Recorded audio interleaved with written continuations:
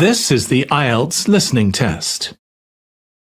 You will hear a number of different recordings, and you will have to answer questions on what you hear. There will be time for you to read the instructions and questions, and you will have a chance to check your work. All the recordings will be played once only. The test is in 4 parts. At the end of the test, you will be given 10 minutes to transfer your answers to the answer sheet. Now turn to Part 1. Part 1. You will hear a man called David asking for information about how to place an advertisement for selling his laptop and other items. First, you'll have some time to look at questions 1 to 5.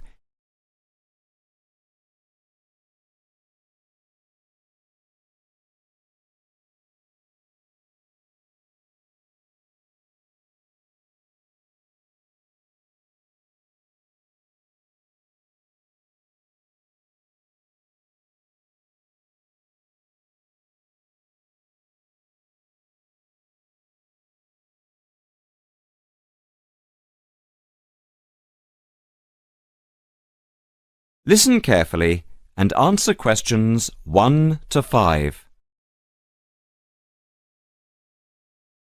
Hi, I'm Debbie. How can I help? Hi, my name's David. I'm just looking to place an advertisement on the main union notice board to sell a laptop and a few accessories, if that's possible. Sure, that's not a problem. I take it you are a member of the Students' Union? Yes, I am. Right then, I'll just get a form up, and as there is no one around, and it looks as if it's going to be quiet for a while, I'll just type the details straight into the computer for you. Thanks very much. No problem. Shall we just title it Laptop for Sale? Yeah, OK. Can you describe it generally? Well, it's in very good condition. In fact, it's hardly been used. Why are you selling it, if I may ask? Well, I've got another one which is much lighter, and I don't really need two. I see. What weight is the one you are selling? It's 3.5 kilograms. That is heavy these days. Can you give more details about the one you want to sell? Right. Well, it's an Allegro, and it's got all the latest programs. OK. What about the memory? The memory is only 0.5 gigabytes. And what about the screen size and the other features? Well, the screen is, let's see, it's 37.5 centimetres with a standard size keyboard and a touchpad, but I've got a cordless mouse that I can put in with it if necessary. Some people don't like using a touchpad. What about ports or holes for attaching things to the laptop? It's got 2 ports. More modern laptops have more than 2 ports for all the extra attachments. They do. Let's see what else is important. Oh yeah, the battery lasts for 2.5 hours, which is okay, but not enough for train journeys. But one thing is that it's not wireless. Right, OK, not wireless. Before you hear the rest of the conversation, you'll have some time to look at questions 6 to 10.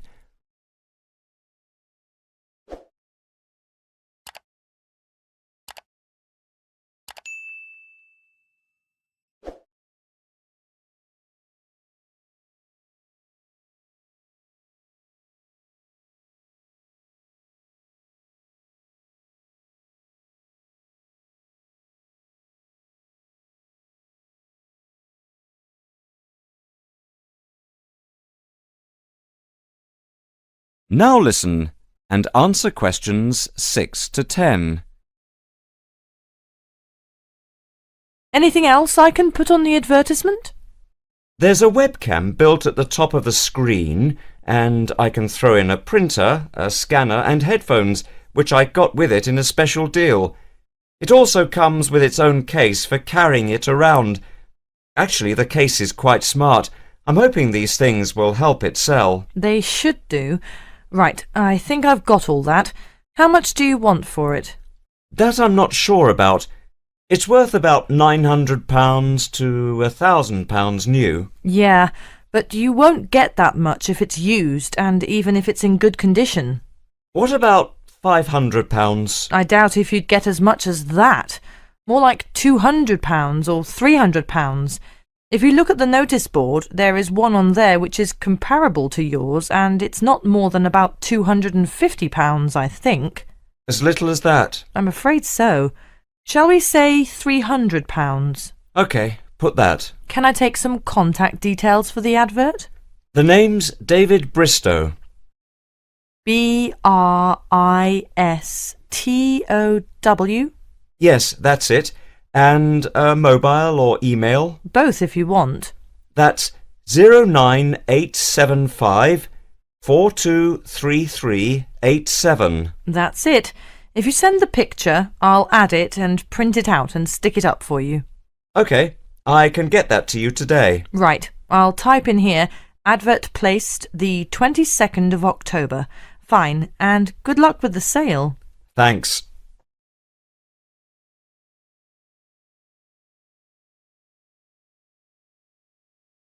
That is the end of part 1. You now have 1 minute to check your answers to part 1.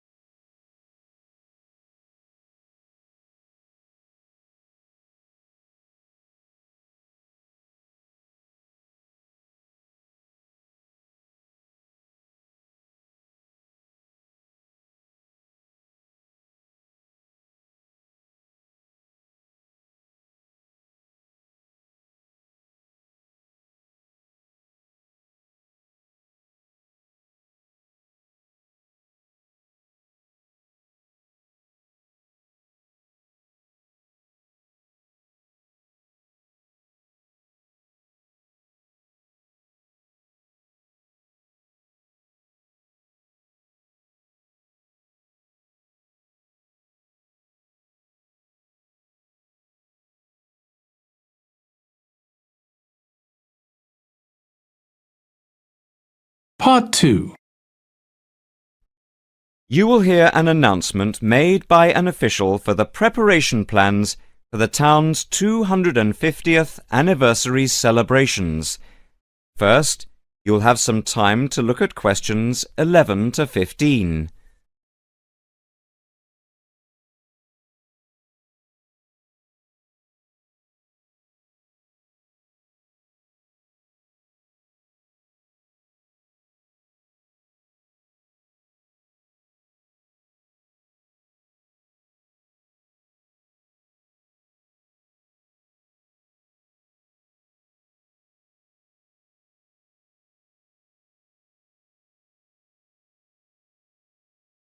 Now listen carefully and answer questions 11 to 15.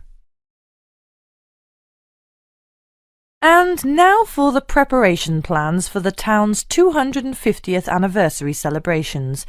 We are going to follow the same system we had last year, but with a few changes to increase the party spirit.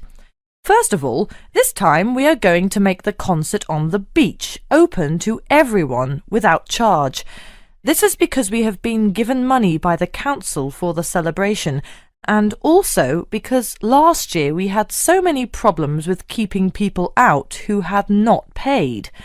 And on top of this, people will not have to pay for refreshments either, as these are being donated. Right now, we are going to divide into 4 teams. The first one, the beach team, will be responsible for cleaning up the beach on the Saturday morning, picking up litter, bottles, plastic bags, wood, and anything else that's lying around. Everyone is meeting at the beach shop at 8 a.m. It's an early start, but we want to give everywhere a good, thorough clean.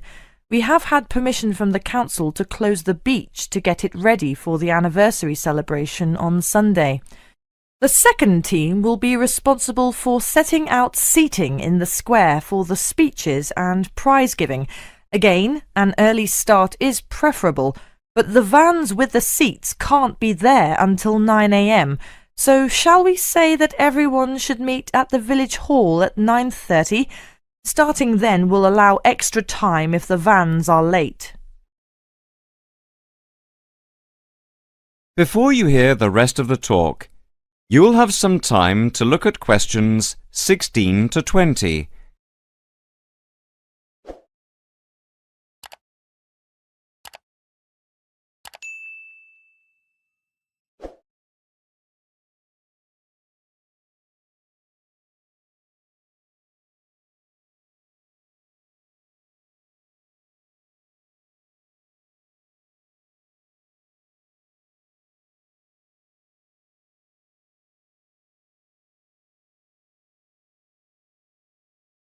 Now listen and answer questions 16 to 20. Now the third team will be the judges. For each of the various competitions we will have 3 judges. On the whole, they will have had experience of judging before. There will be a boat race, a swimming competition, and the best fancy dress. A cash prize will be given to the winner in each category, and for the 2 runners-up there will be book tokens. There is a sponsored mini-marathon, and by the deadline, lunchtime today, we had 263 applicants with ages ranging from 15 to 60. That's 80 more than last year. Each entrant has paid a £20 registration fee to enter, and all the profits will go to the local children's hospital to help fund much-needed specialist apparatus. The fourth team consists of the wardens for the day itself. We are expecting at least 10,000 people if last year is anything to go by. The fields near the entrance to the beach can be used as car parks, and we need wardens to help make sure the actual parking is more organised than last year, which was a mess. We also need someone to be in charge of the first aid, which will be at the entrance to the beach. Finally, we need some volunteers for the clean-up.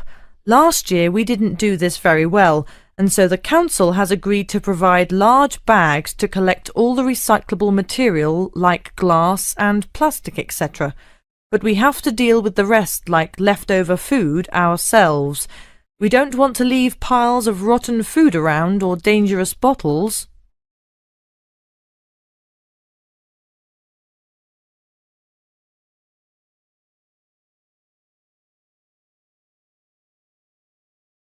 That is the end of part 2. You now have 30 seconds to check your answers to part 2.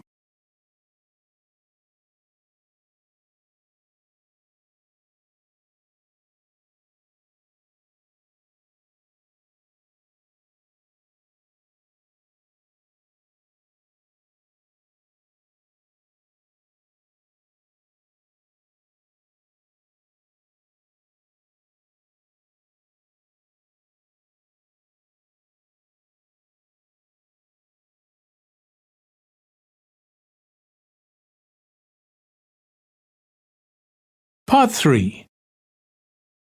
You will hear a tutor and a student discussing a research project. First, you'll have some time to look at questions 21 to 26.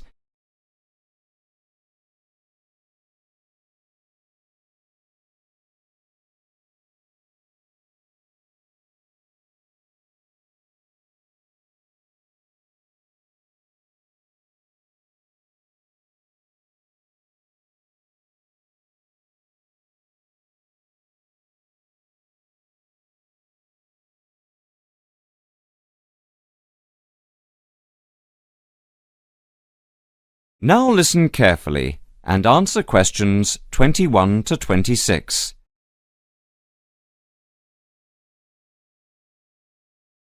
OK, is everyone ready?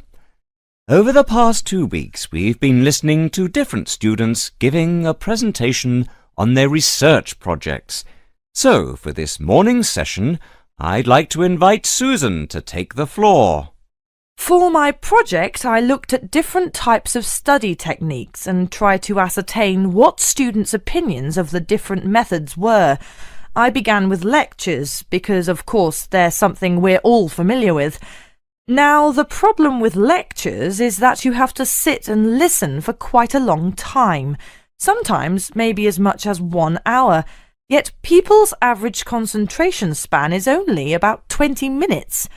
This means, of course, within the first half an hour, most people actually stop listening. Not consciously, of course, but you know what it's like. Your mind tends to, well, kind of wander. You start thinking about what you're going to have for dinner, or about the party you attended last night. So I wanted to know what the most effective method of taking down all the important points was. Susan, if I may interrupt you, what's your strategy for listening to lectures? Personally, I always record the lectures. That way you can listen to the lecture again afterwards and make really good notes. In fact, I know a lot of people who use this method. Yet surprisingly, when I talked to students, they felt that it wasn't such a good method because the quality of the recording is often very poor. So quite a few preferred to listen for the main points and take notes. Some even used a form of shorthand, abbreviations and symbols, that sort of thing. Although everyone agreed that the best way to approach lectures was to do the required reading beforehand. That way it makes the lecture a lot easier to understand because you already know something about the topic. Could you tell us something about how students approach their assignments? Essays, reports, that sort of thing? Actually, when it came to assignments, people were divided on the issue of essay plans. Some thought it was a good method of planning. Others, didn't think so. Generally, though, most students didn't really express much of an opinion. Brainstorming, however, was different. Just sitting down and thinking of as many ideas as you can. Just about everyone said it was a really good method of preparing to write an assignment, especially if they got together in groups. This, they said, was by far the best method because it helped them to really analyse the issues. Discussing ideas was the same. In fact, many respondents claimed they often got together with friends for the purpose of discussing ideas, even if they weren't preparing an assignment. They said it helped them to understand the lectures better and, surprisingly enough, get better grades in their exams. Now, reading, like lectures, is a necessary part of student life, and we all know how much time we spend with our head buried deep in a book. But what exactly is the best way to read? Well, I discovered that hardly anyone tries to read the whole book or even whole chapters, but skim reading came out a real favourite. The majority of students I spoke to, in fact, found this to be a really effective technique because it saved lots of time and it meant they could absorb far more knowledge this way. Before you hear the rest of the conversation, you'll have some time to look at questions 27 to 30.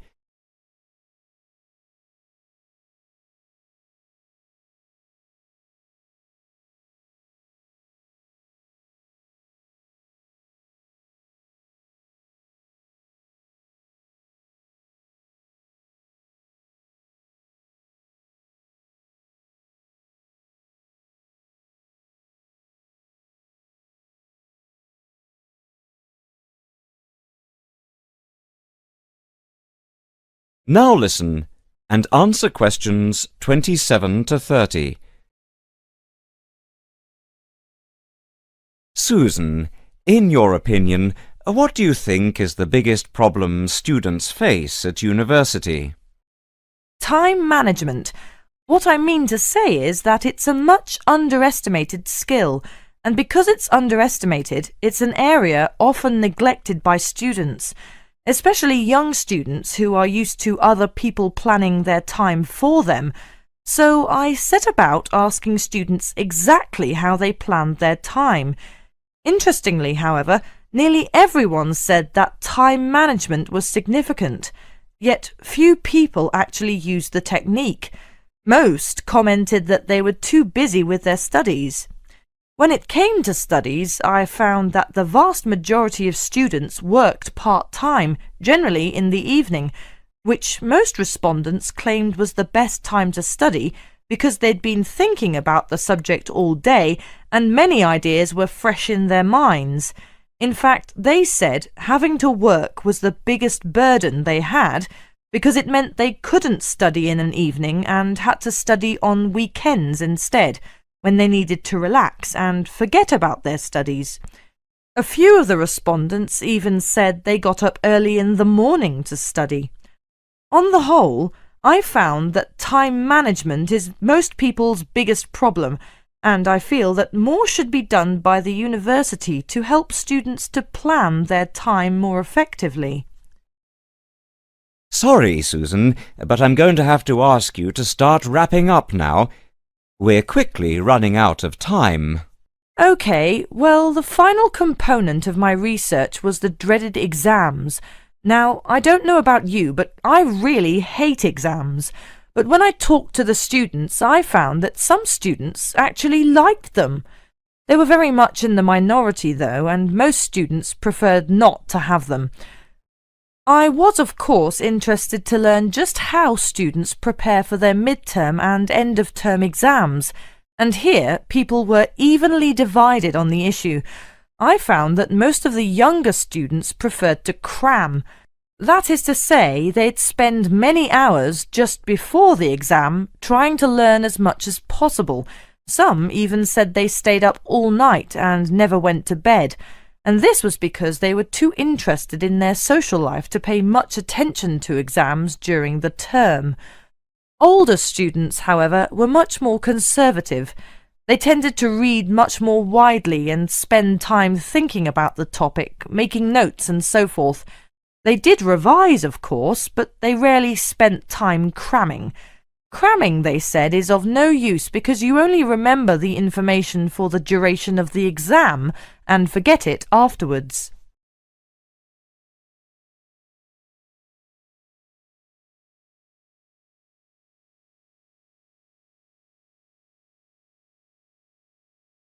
That is the end of part 3. You now have 30 seconds to check your answers to part 3.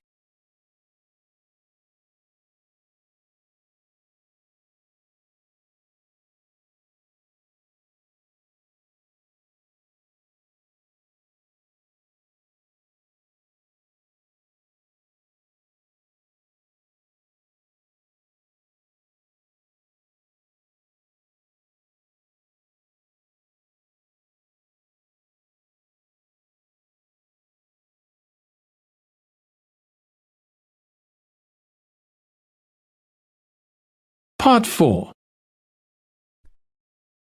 You will hear a student talking about a survey conducted among people of different age groups to find out how architecture may affect people's lives. First, you'll have some time to look at questions 31 to 40.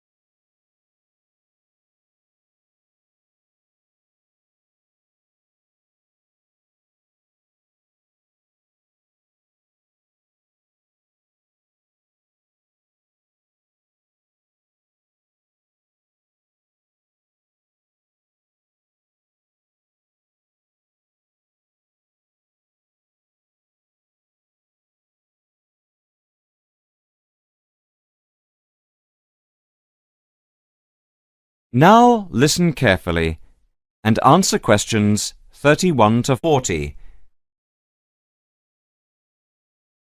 My group has been doing a project on the importance of architecture in people's lives and whether it has any impact on the lives of people in general.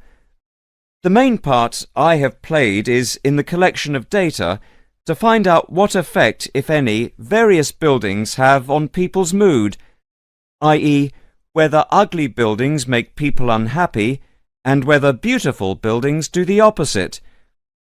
We had originally thought of starting measuring people's reactions by using a questionnaire with about 40 questions, which we were going to hand out to people, including students at the university. But we were worried that doing the questionnaire would be too time-consuming for people to fill in, so we gave up the idea. I then asked several of the postgraduate students for advice. One of them came up with the simple idea of showing people images of various buildings from different eras and styles instead of giving out the questionnaire, and asking them to indicate how they felt on a scale of 1 to 5 about the images, where 1 was unhappy and 5 was very happy. People would also be given the option of not saying what they felt. Using the scale meant that it would be much simpler to record people's reactions. I decided to follow this advice, and so the first stage was to collect a large number of images.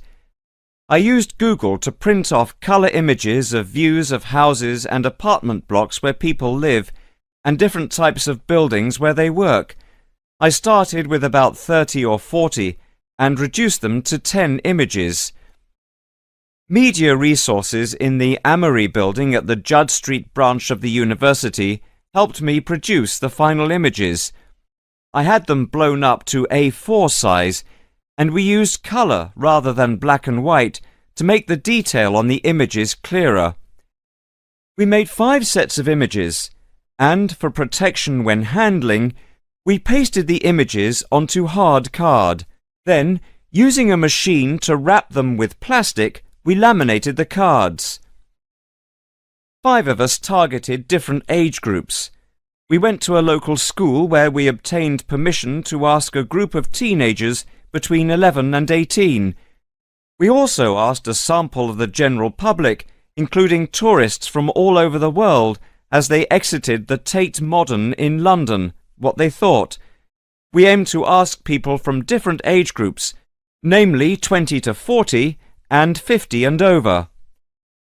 What our group learnt most from the project was first of all the value of teamwork, and secondly, we found that we had to appoint a leader to stop us pulling in different directions and falling apart, so this turned out to be an invaluable lesson for all of us. As to the findings, for us they proved intriguing. In the end, the sample consisted of 311 respondents. I thought initially that people wouldn't be interested in taking part. With the youngest age group, their reaction was very mixed. It was clear that the youngest group had no pattern of preference at all, as they frequently gave no reaction to the pictures. For the 20 to 40 age group, we found that they tended to score more in the middle range, around 3. We found that out of the 3 groups, the most likely to be favourably affected by the images, that is, they were more likely to score the images as 5, were those aged 50 and above.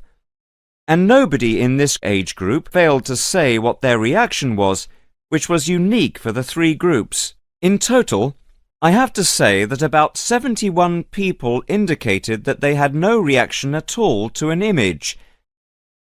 Our general conclusion is that we need to find out more about why people react as they do, by perhaps giving them a chance to give reasons for their decisions. I would like to finish there and give my teammates a chance to add anything I have missed, or take any questions or suggestions.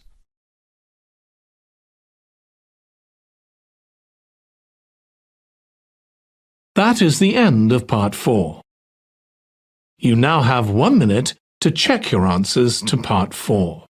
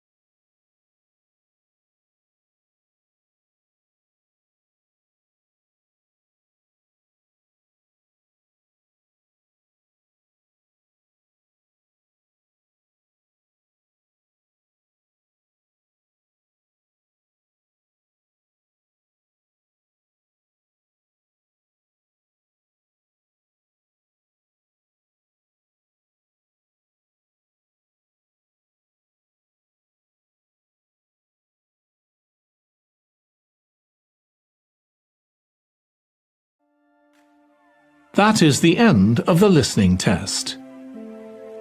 In the Ielts test, you would now have 10 minutes to transfer your answers to the answer sheet.